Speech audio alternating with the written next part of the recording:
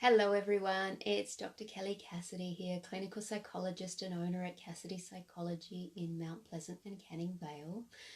So today's topic that I want to talk to you about is, do you play by the rules, or do you follow the rules of your life? So I've been working with some clients this week on certain rules that they hold in their lives and the trouble that they create for them without them really even realizing it. So I want everyone to kind of think about what rules operate within their lives. Now, we all have rules that we operate by. Rules make our lives work, and they can, for the most part, be really, really helpful.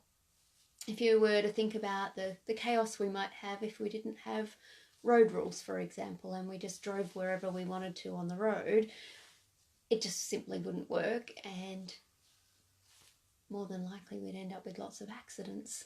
So rules can be really helpful, and typically they are either taught or we learn them through our lives, either by making mistakes or by watching other people and observing them and creating certain rules for us. The problem with rules, though, is that sometimes they can switch from being helpful to being unhelpful.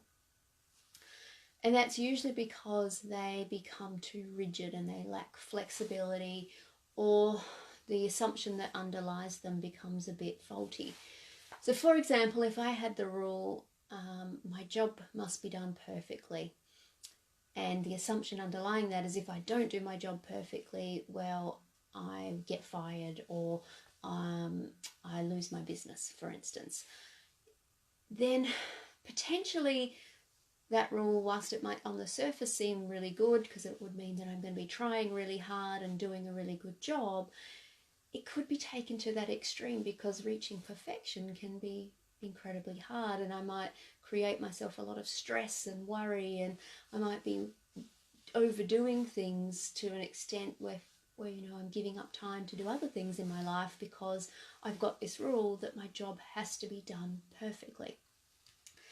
So when we're looking at rules, we want to be weighing that up, and we want to be assessing how flexible they are. Now, typically when we have unhelpful rules, they center around a few topics. Usually that's to do with having exceedingly high standards, being worried about failing or having other people judge us, needing to be 100% in control and not feeling comfortable if we're not in control, or in some way just having really rigid thinking about something and seeing things in really black and white terms.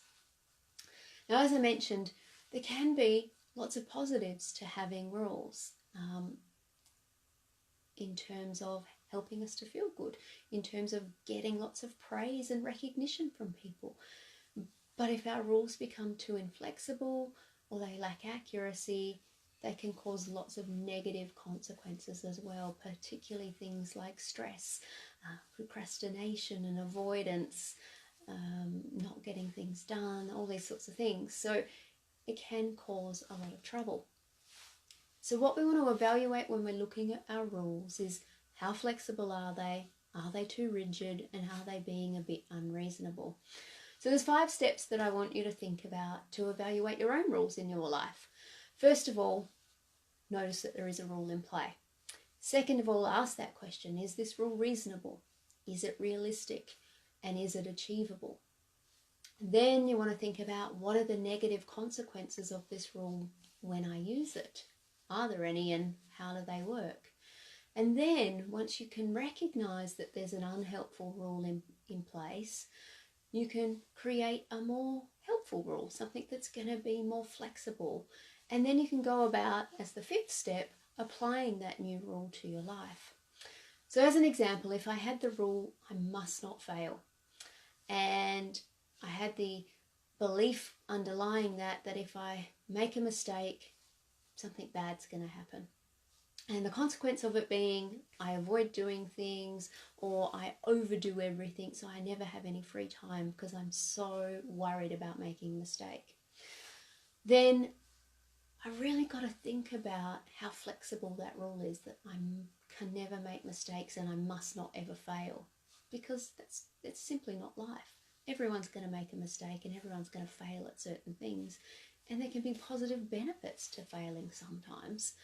So maybe, it's about thinking instead, it's okay to try my best, but I know I can't be perfect all the time. Might be a better rule to live my life by. And then I might go about deliberately making a couple of mistakes and learning how to feel comfortable enough to deal with that. That's what we kind of need to be looking for. Now, obviously, this is going to take a lot of practice. It's not something that you can just go, oh, I'm going to just instantly change that rule and everything's going to be perfectly fine. No, you've got to go about it step by step. You might just change your rule, by this much for starts. And then slowly, as time goes on, you'll find that rule becomes less and less rigid. But it can be a bit of a challenge. So I guess my task that I assign to you to have a think about is, are there any unhelpful rules operating in your life? And can you go about doing something to shift them to make your life more pleasant, your life more enjoyable, which is what we're always looking for. But if you're struggling with it, it's probably no surprise. Unhelpful rules underlie a lot of mental health difficulties and difficulties that we have in our lives. So, if you feel like you need a psychologist to help you with that, give us a call at the practice, 6381 0071, and we'd be more than happy to help you rewrite some of those rules for your life. So that's all for me today. As always, here at Cassidy Psychology, we're working together with you to help you flourish and thrive. I will look forward to coming to you again next week. Bye for now.